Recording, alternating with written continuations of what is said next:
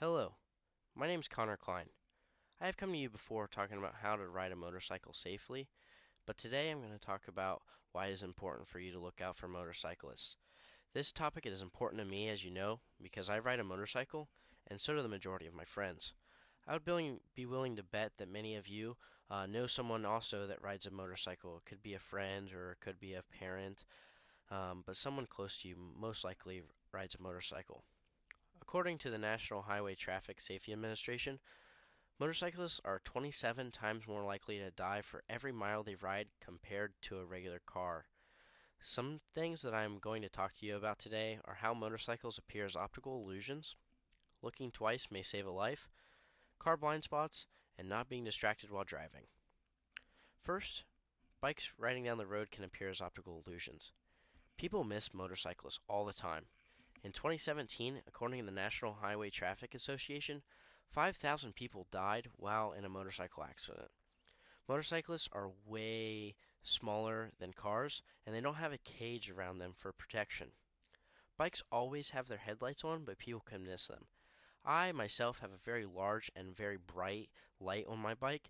My friends have also put themselves on LED kits on their bike to make them pop and look cool, but they also pop at night so people can see them easier.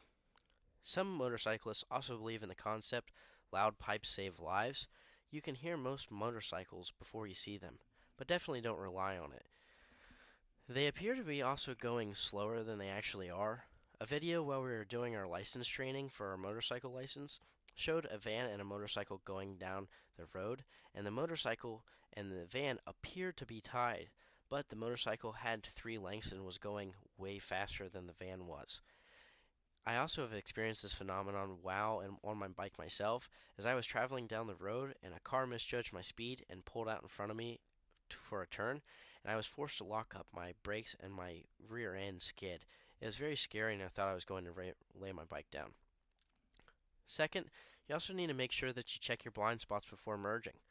Car blind spots are big, and bikes are small. This is where the saying "check twice before and save a life." Trucks have even larger blind spots, and semis are so big. Bikes can only be several inches wide and easy to miss.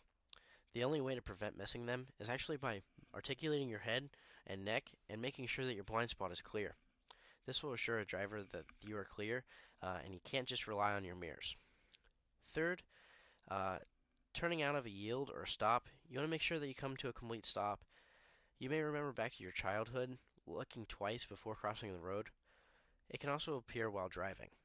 I had a person almost hit me while they were at a Tim Hortons, and before they pulled out, they were facing the wrong way, and I actually revved my engine, and that's how the person heard me.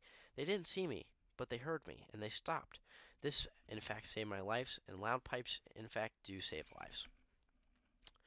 Last, I want to talk about impaired driving. You definitely don't want to be distracted or impaired. Distractions can come in many shapes and forms. Phones, you can be on Snapchat, Facebook, texting on your phone. People can be also adjusting their radios or GPS. People can also be distracted by people in their car, or even eating. You can be distracted while eating.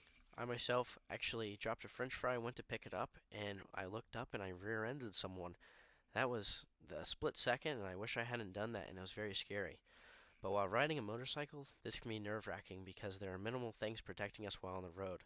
Put the phone down. It can wait.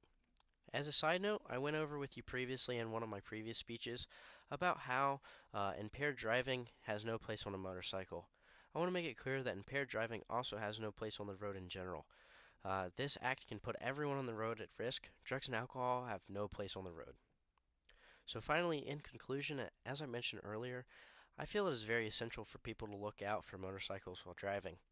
Easy steps to do so include checking your blind spots for oncoming traffic before you turn, being observant, and judging good distance, and not being distracted while driving. Thanks.